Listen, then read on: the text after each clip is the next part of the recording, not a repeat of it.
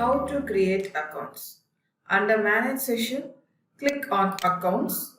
Once you click Accounts, you can see the listed view of all your accounts here, and you can also see the hierarchy view of your accounts here.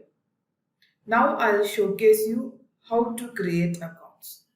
In the right hand side corner, click on Create a new account, fill all the information, and you can also choose the account type.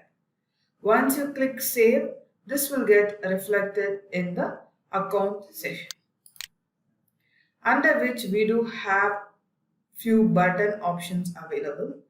So the first button is a file import, which will help you in downloading account template where you can fill all bulk information, import it here.